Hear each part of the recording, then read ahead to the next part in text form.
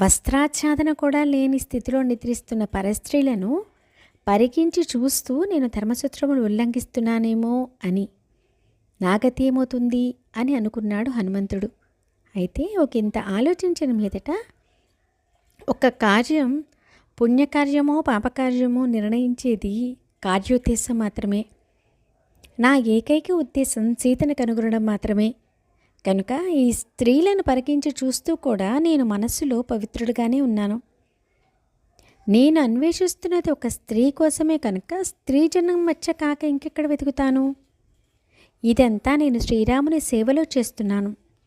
అందువలన పరస్త్రీలను నేను చూడడం పాపకార్యం కాజాలదు అనే నిశ్చయానికి వచ్చాడు. రావణుని ప్రాసాదంలో కూడా తన అన్వేషణను పూర్తి చేసి సీత జాడను కనిపెట్టలేకపోయిన హనుమంతుడు ఆమెకి జీవించి లేదన్న నిర్ధారణకు వచ్చాడు.